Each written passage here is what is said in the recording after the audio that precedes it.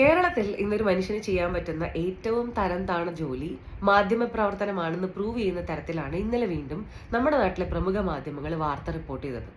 അപ്പോൾ ബംഗാളിൽ റീപോളിംഗ് നടക്കാൻ വേണ്ടി പോവാണ്.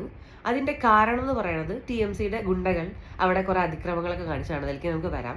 അതിനെ പറ്റിയിട്ട് കേരളത്തിലെ ഒരു പ്രമുഖ മാധ്യമം കൊടുത്തിട്ടുള്ള വാർത്ത ഇതാണ്: 77 ഇടങ്ങളിൽ വോട്ടിംഗ് മെഷീനിൽ കൃത്രിമത്വം കണ്ടെത്തി, അതുകൊണ്ടാണ് repolling. Not the point, voting മെഷീനിൽ കൃത്രിമത്വം കണ്ടെത്തി. ഇത്ര സത്യത്തിൽ അവിടെ എന്താ സംഭവിച്ചത്?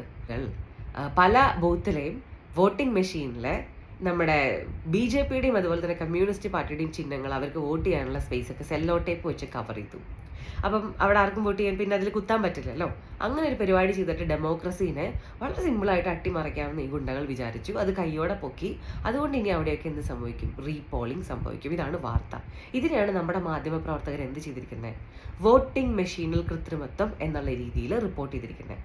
നമ്മൾ പണ്ടൊക്കെ പറഞ്ഞതുപോലെ ഇവരെ ഡെമോക്രസിയുടെ അല്ലെങ്കിൽ ജനാധിപത്യത്തിന്റെ 4th പില്ലർ, ഡെമോക്രസീനെ സംരക്ഷിക്കേണ്ടവർ എന്നൊക്കെയാണ് പറയുന്നത്. ഇവർ നേരിട്ടിപ്പം ഡെമോക്രസീനെ അട്ടിമറിക്കാനുള്ള രീതിയിലുള്ള വാർത്തകളാണ് കൊടുത്തുകൊണ്ടിരിക്കുന്നത്. EVM അഥവാ നമ്മുടെ വോട്ടിംഗ് മെഷീൻ എന്ന് പറയുന്ന സംഗതി അട്ടിമറിക്കാൻ പറ്റില്ല എന്നത് പലപ്പോഴായിട്ട് പ്രൂവ് ചെയ്തിട്ടുള്ള ഒരു കാര്യമാണ്. ഇനി അഥവാ അത് അട്ടിമറിക്കാൻ പറ്റുമെന്ന ആരോപണമുള്ളവർക്ക്, പ്രത്യേകിച്ച് നമ്മുടെ ഓപ്പോസിഷൻ ലീഡറിനെ പോലെയുള്ളവർക്ക്, അതിനുള്ളൊരു അവസരം, ലൈവായിട്ട് അത് നടത്തി കാണിക്കാനുള്ള അവസരം ഇഷ്ടം പോലെ പ്രാവശ്യം നമ്മുടെ നാട്ടിലെ സുപ്രീം കോടതി മറ്റ് ഭരണ സംവിധാനങ്ങളൊക്കെ കൊടുത്തിട്ടും അവർ ഇത് വേദന മെനക്കെട്ടിട്ടില്ല. സോ അവർക്ക് തന്നെ അറിയാം അങ്ങനെ ഒരു പരിപാടി നടക്കില്ല. പിന്നെ ജനങ്ങളെ തെറ്റിദ്ധരിപ്പിക്കാനും ഡെമോക്രസിനെ അട്ടിമറിക്കാനും വേണ്ടിയിട്ട് എന്തെങ്കിലുമൊക്കെ ഒരു ആരോപണം വേണമല്ലോ. അത്തരത്തിലുള്ളൊരു ആരോപണമായിരുന്നു കുറേ കാലം വരെ EVM ഹാക്ക് എന്ന് പറയുന്നത്. പിന്നെ അത് വോട്ട് ചോരിയിലോട്ട് മാറി. അതും പ്രൂവ് ചെയ്യാനായിട്ട് അവർക്ക് സാധിച്ചില്ല. പക്ഷേ ഒരുപാട് പേരുടെ ഇടയിൽ ഒരു തെറ്റിദ്ധാരണ ഉണ്ടാക്കാനായിട്ട് സാധിച്ചു. എന്നിട്ട് വീണ്ടും ഈ ഒരു കാര്യത്തിനെ കുറിച്ചിട്ട് നമ്മുടെ ഓപ്പോസിഷൻ ലീഡർ രാഹുൽ ഗാന്ധിയോട് ഒരു പത്രപ്രവർത്തകൻ ചോദിച്ചപ്പോൾ, എന്തുകൊണ്ട് ഇത്രയും തെറ്റുകളുണ്ടെങ്കിൽ താങ്കൾ കോടതിയിൽ പോകുന്നില്ലെന്നൊരു പത്രപ്രവർത്തകൻ ചോദിച്ചപ്പം അദ്ദേഹം പറഞ്ഞൊരു മറുപടി എന്ന് പറയുന്നത്, ഞാൻ നാടിൻ്റെ LOP ആണ്, ഇത് എൻ്റെ കാര്യമല്ല, എൻ്റെ പരിപാടി ഇതും നിങ്ങളെ അറിയിക്കുക എന്നുള്ളത് മാത്രമാണെന്നാണ്. സോ ഇന്ത്യയുടെ ഓപ്പോസിഷൻ ലീഡർ അതിന് മുന്നിട്ട് ഇറങ്ങിയില്ലെങ്കിൽ പിന്നെ ആരിറങ്ങും? അത് വേറൊരു കാര്യം. സോ എല്ലാം ഗിമ്മിക്കുകളാണ്, എല്ലാം നുണകളാണ്. സ്വന്തം തോൽവി അംഗീകരിക്കാനായിട്ട് പലർക്കും സാധിക്കുന്നില്ല. അപ്പോൾ അവർ ജനാധിപത്യ സംവിധാനങ്ങളെ ക്വസ്റ്റ്യൻ ചെയ്യുന്ന തരത്തിലുള്ള നുണകളുമായിട്ടാണ് രംഗത്ത് വരുന്നത്. സോ ഇതിനുള്ളിൽ നടക്കുന്ന ഒരുപാട് കാര്യങ്ങൾ എന്താണെന്ന് വെച്ചാൽ, ജനങ്ങൾ കൊടുത്ത മാൻഡേറ്റിനെ ഇവർ അംഗീകരിക്കുന്നില്ല, ജനങ്ങൾ കൊടുത്ത മാൻഡേറ്റിനെ ഇവർ ഡിസ്റെസ്പെക്ട് ചെയ്യുന്നു എന്നുള്ളൊരു സംഗതിയൊക്കെയാണ്. അപ്പം അത്തരത്തിലൊരു കാര്യം ഇന്ത്യയിൽ ഏതെങ്കിലും ഒരു പൊളിറ്റിക്കൽ പാർട്ടി നടത്തുമ്പം അതിനെ എതിർക്കുക എന്നുള്ളതും അത്തരത്തിലുള്ള നുണകളെ ചെറുത്ത് തോൽപ്പിക്കുക എന്നുള്ളതുമൊക്കെ മാധ്യമ പ്രവർത്തകരുടെ ഡ്യൂട്ടിയാണ്. പക്ഷേ മാധ്യമ പ്രവർത്തകർ എന്തോ ഒരു സെറ്റ് ചെയ്ത അജണ്ട പോലെ പ്രവർത്തിക്കുന്നു. അവർ തെറ്റിദ്ധാരണ പരത്താന്നുള്ള തരത്തിൽ മാത്രം ഈ പറഞ്ഞ പോലെ ഹെഡിങ്ങുകളും കാര്യങ്ങളൊക്കെ കൊടുക്കുന്നു. ഓൾറെഡി ഈ പറയുന്ന ന്യൂസിൻ്റെ താഴെ തന്നെ ഒരുപാട് വ്യക്തികൾ വന്നിട്ട് സത്യം എന്താണ് എന്ന് തുറന്ന് പറഞ്ഞിട്ടുണ്ട്. Thanks to social media and national media വാർത്തകളൊക്കെ അപ്പം തന്നെ കൃത്യമായിട്ടൊക്കെ പലയിടത്തും എത്തുന്നുണ്ട്. അതുകൊണ്ട് ജനങ്ങളത് അറിയുന്നു. പക്ഷെ ഇതറിയാത്ത വെറും TV മാത്രം കണ്ടുകൊണ്ട് വാർത്തകൾ കണ്ടുകൊണ്ടിരിക്കുന്ന ആളുകളുടെ ഇടയിലോട്ട് ഇവർ വളരെ വലിയൊരു വിഷമാണ്, അല്ലെങ്കിൽ കാളകൂട വിഷമാണ് കുത്തിക്കയറ്റിക്കൊണ്ടിരിക്കുന്നത്. അപ്പം ഇത്തരത്തിലുള്ള മാധ്യമങ്ങളൊക്കെ നമ്മുടെ മലയാളികൾ ബഹിഷ്കരിക്കേണ്ടുന്ന കാലം അതിക്രമിച്ചിരിക്കുന്നു. അപ്പം നിങ്ങൾക്ക് സത്യസന്ധമായിട്ടുള്ള വാർത്തകൾ കിട്ടണമെങ്കിൽ നിങ്ങൾ വേറെ സോഴ്സുകളെ ആശ്രയിക്കേണ്ടിയിരിക്കുന്നു.